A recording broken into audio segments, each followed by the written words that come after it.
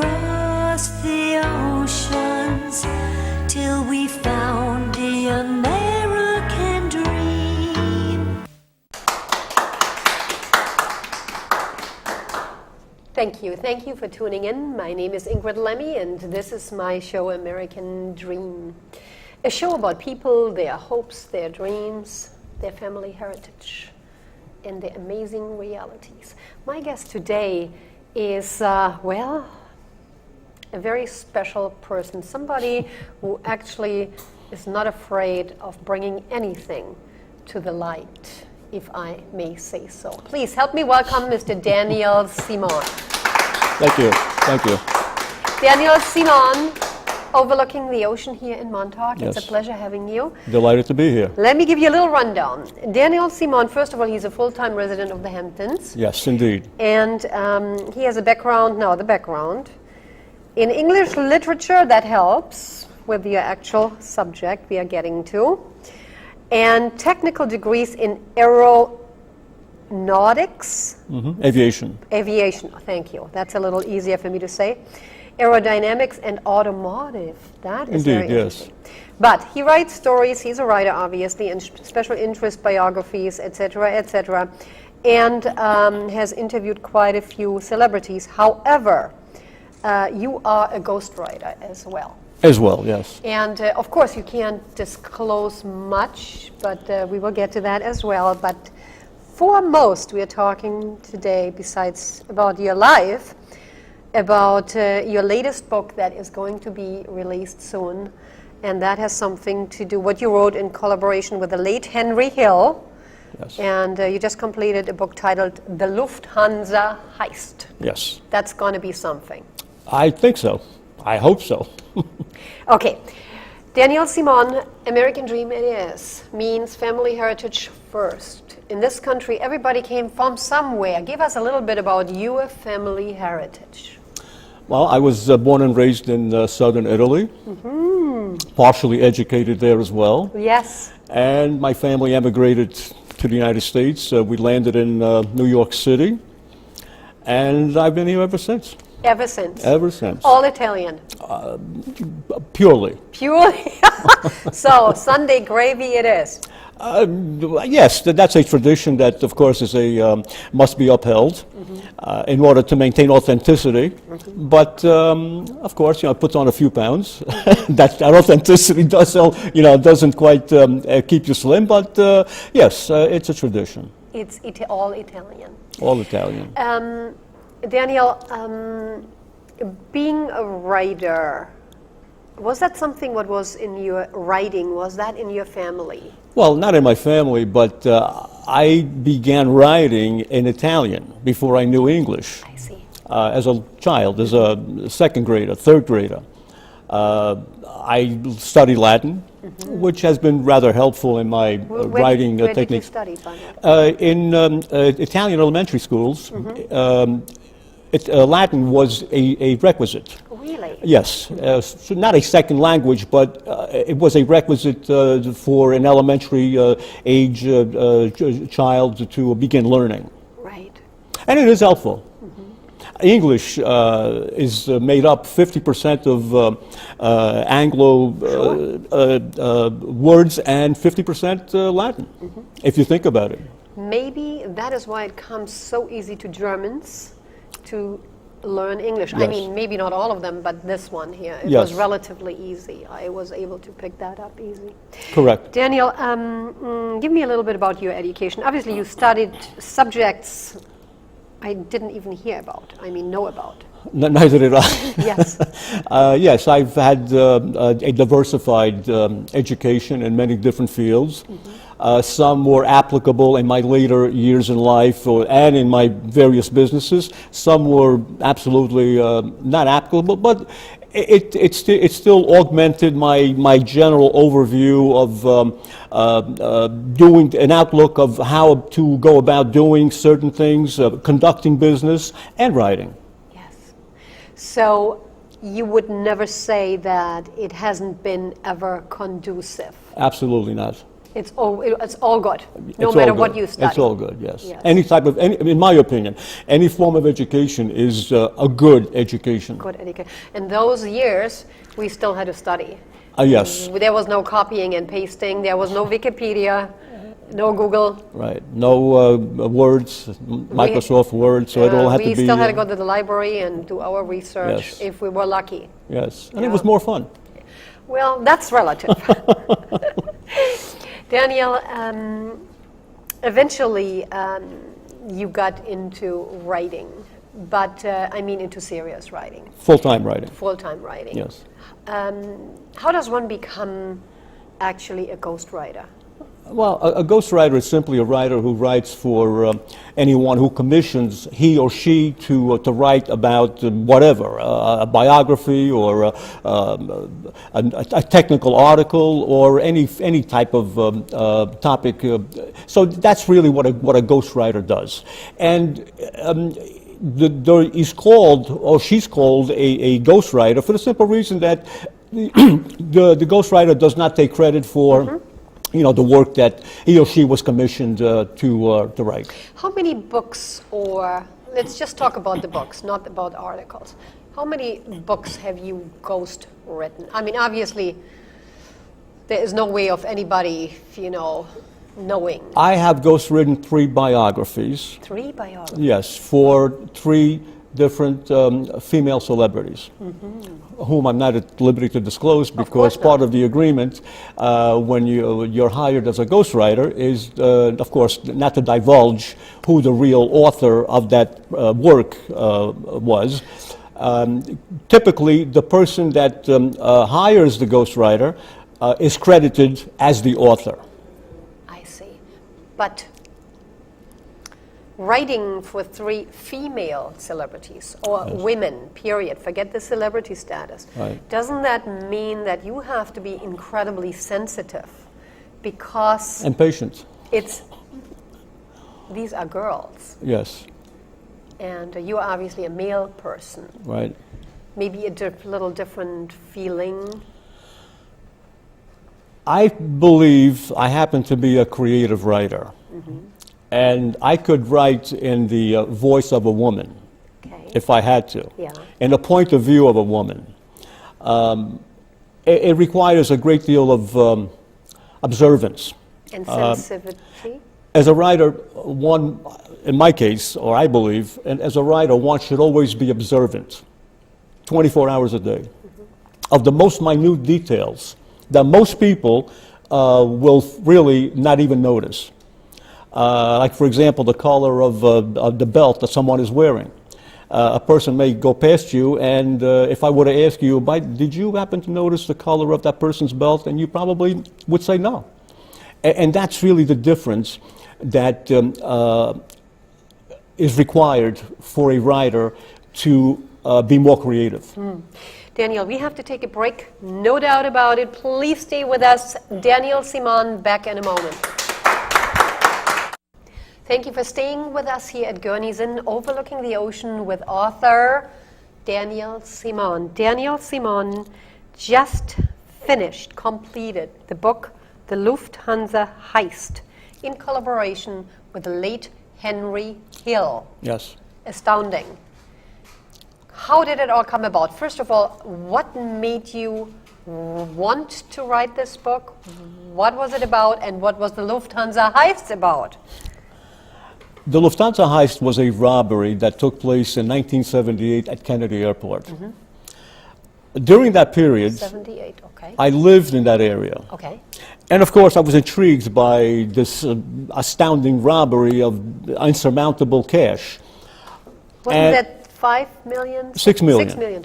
And of course, it dominated the headlines for the following year, almost on a daily basis. At the same time, I was into a relationship with a Lufthansa hostess. Oh, that explains. A German girl from Munich. Really? Who was based in Manhattan. And I used to tease her. I would tell her, your employer may be broke and you may be out of a job. Yeah. And with this bantering, I got more and more interested in the story, and I really never let go of it. 2.5 years ago, I guess in a fate of serendipity, I attended a fundraiser, and Henry Hill happened to be there. Now, by explain, coincidence. who is Henry Hill? Henry Hill was a gangster whose life was portrayed in the film Goodfellas. Okay. And he was played by the actor Ray Liotta. So the real Henry Hill happened to have been at the same function that I was attending. And we were introduced, and immediately I thought of proposing to him to do a joint venture, writing a book about the Lufthansa heist, because Henry Hill was one of the organizers of the real robbery. Unreal. And this is how it originally Came about. and began, yes. I mean, when you think that a company like Lufthansa, a world company with their credentials, what were they thinking? Good question. What were they thinking? Leaving lying $6 million in unmarked bills, lying around in a relatively insecure vault with no sophisticated alarm systems, no trained security, but the night shift consisted of 9 people. And one security guard, an older gentleman who was 15 years past his retirement age. And he consisted the entire security force on the night shift. But somebody must have had all the insights. Indeed, yes. A man by the name of Louis Warner. He was a shipping agent, a foreman. He provided all the information and details to the armed robbers so that they could easily execute the robbery by having all the information that was necessary to actually make it happen. Really? And he, Mr. Warner, Louis Warner, was the only individual who was finally caught and prosecuted, and he was sentenced to prison. All the others who actually got away with the money, none of them were ever caught or prosecuted, although 13 of them were murdered. Really? Yes. So, wow, this is intense. And you put all this into a book with the title The Lufthansa Heist. Yes. I can imagine that Lufthansa probably doesn't like that you're putting this one Well, out. I guess my publishers will have to deal with that, and it's very possible that this is a working title. The Lufthansa Heist is currently a working title, but it's possible that the legal department of the publisher may decide to change the name, or perhaps at this point in stage, 27 years later, 28 years, Maybe Lufthansa nobody cares. may not even care about it. Well, it might be just, something really pro Lufthansa, because after all, there is no bad PR. Correct, there is no bad PR. I mean, not after 27 years. Not to mention the fact that, as I stated earlier, right after the robbery, the topic dominated all the headlines nationwide on a daily basis. So how much more harm could actually come to Lufthansa if this is actually published with that same title? Yeah. Henry Hill. Tell us about Henry Hill. Henry Hill was a gangster as he was portrayed in the film Goodfellas since the age of 12 or 13. He and his supervisor, his boss, his associate by the name of Jimmy Burke, were the two individuals who actually masterminded the robbery. Wow.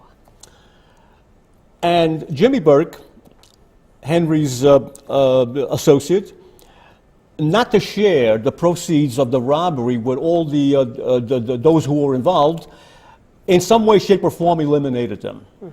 And as a consequence, he murdered 13 of his former associates. Boy. Henry Hill was not murdered probably for one simple reason, and that is that after the robbery, Henry was arrested for the distribution of heroin. And he was facing 30, 40 years in a federal prison. The prosecutors convinced him that there was no doubt that Jimmy Burke was going to murder him as well. And Henry Hill decided to collaborate with the FBI and the federal prosecutor and entered the witness protection program. And in the end, he actually helped bring down some 46 top-ranked mafia chiefs across the nation. But the fact that he was arrested is probably the only reason why he escaped being one of the victims, one of Jimmy Burke's victims. This is pretty intense, guys. Intense stuff. I really like this interview. I like this show. I have to say that. Thank you. I think everybody else out there does as well. You were just actually on television, and I think it was a history show? The Biography Channel produced a documentary on the life and criminal career of Jimmy Burke and Henry Hill. And I was featured in the documentary. I was able to offer a great deal of many details to the producers. In fact, that show was Henry Hill's last and final public appearance. He actually passed not longer than maybe 3 or 4 weeks after the documentary had been filmed. Yeah. When did he pass away? June of 2012. 2012, so rather recently. Very recently, yes. Yeah. There is so much more. Yes. Unfortunately, I'm giving a signal, annoying signals, that we have to take a break, but we have one more segment. Please, guys, stay with us. It can get only more interesting from here.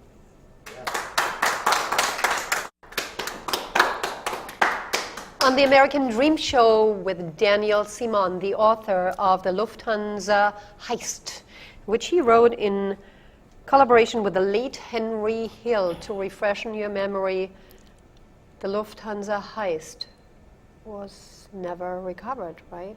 The cash was not recovered except for $17,000. Boy. That was the only amount that was in fact retrieved because that was the amount that the insider, the shipping agent who worked for Lufthansa, had been paid. And when he was arrested, the money that he had been paid, which was $17,000, naturally was recovered, and that was the extent of it. I think Lufthansa should give you a book out to every single guest flying with Lufthansa as soon as the book comes out, at least for a year. I think that would be a great idea. Daniel, you obviously worked with, interviewed, interviewed all these, or many of these individuals. Yes. They must have been, or researched, I shall say. These robbers must have been incredibly sophisticated brains. Quite the contrary. They were mostly illiterate, uneducated, and they were all laboring under psychological flaws, sociopaths, schizophrenic personalities, really? Bipolar, but they were ruthless and very courageous. In fact, blind courage is what they had. But no, they were not at all sophisticated, nor they had the wizardry of, for example, the thieves portrayed in the film Ocean 11. Nor they had the high technology equipment that those thieves in Ocean 11 had. It was a very crude, basic robbery. How did they actually shuttle the money away from the airport? There must have been a truck. They went with a van, a black Ford van. Yeah. And the packets, the bundles of money were bundled in packets, 64 in all. 64 at all, at $100 notes? No, 10, 20s, and 30s, unmarked bills. Unmarked bills, no less. Oh, man. And a van they used a van to haul the money from the Lufthansa cargo building, Cargo Building 261 to be exact. And the van was supposed to have been brought to an auto wrecking yard that same night to be crushed and baled. Boy. The individual who was supposed to have carried out that task got sidetracked, stopped at a girlfriend's house, got high on cocaine, left the van parked illegally nearby a fire hydrant. The following morning, a police officer spotted the van by the fire hydrant, ticketed the van, and as she was about to place the ticket on the windshield, she peered inside and noticed a whole group of ski masks on the floor of the van, and she recalled that the masks were the same as those that had been described by the victims, the color and so on and so forth. So the police officer, a female, called in her detectives. The van was impounded, and they found fingerprints of the driver, and that catapulted all of the associates of Jimmy Burke to get murdered one by one, because Jimmy Burke, really didn't want to share the full share of the robbery with his associates, but most importantly, he feared that they would be captured and perhaps testify against him. Yes. So he solved those two problems by simply eliminating them. How did he kill them? Various methods. Some were conventional methods, some were very ingenious. But Well, what's a conventional method? shooting someone with a pistol, some were strangled with a piano wire, for example. I don't know what octave of wire, but nonetheless, that was one of his preferred methods. But he himself did not do the physical killings. Of course, he had some most trusted individuals, henchmen that would go out and execute very systematically just before the authorities would close in on any one of the victims. So in essence, the authorities, the FBI, the local, the police department, the New York City Police Department, never really got an opportunity to actually interview any of the suspects or armed robbers. Did you personally like Henry Hill? I personally did like him because he was he was an affable character. He was not a violent man. His arrest record, the history spanning back to his years of adolescence, did not include any violence. Petty thievery, extortion, but no violence whatsoever. In fact, when in his days of glory, he spent much of his time keeping his associates from killing one another. Boy. So Henry was not at all a violent individual, charming type of man. He appeared on the Howard Stern radio show on numerous occasions. Could take a joke, and he could also dish out a joke. But other than that, he entered the witness protection program, and then he was finally evicted from the witness protection program because the federal marshals, for example, would locate him in some secret town to keep him away from those who might have wanted to take revenge on him. But Henry, being that the charming man, would strike up a friendship with a neighbor, and not before long, he would immediately tell his neighbors who he really was. He would have barbecue parties, and of course, on 2 occasions, the federal marshals had to relocate him because of that reason, because he basically gave up his cover. And finally, after the 3rd time, they just said to him, you know what, you're on your own, and they expelled him from the program. And it cost a lot of money to our taxpayers, let's face it. He did, but yes, he did, but he was instrumental in helping the authorities in nailing 46 top-ranked mafia chiefs. Boy, all over the country. All over the country, and Italy, and in Italy. So they must have liked him. Well, again, he was a criminal, but he was not a violent criminal. It was the deal. Right, correct. It was the deal. Right. For that very reason, he got what he wanted most. Correct. Boy. Great story. Great story. Thank Can't you. wait to read it. Daniel, Simone, we have a couple of seconds left. What are you going to work on next? I'm another quite sensational topic. I'm currently in the process of writing a book about Charles Manson. Really? And basically about what Charles Manson did or what he didn't do. It's going to be a very, very explosive book with information that's never before been told publicly. Sounds like Daniel Simone, a real Daniel Simone. Daniel Simone, a Hamptonite? Correct. Today here at Gurney's Inn in Montauk. Thank you for being on the American Dream Show. Sir, it was an absolute pleasure. Pleasure is mine. Delightful. Thank you.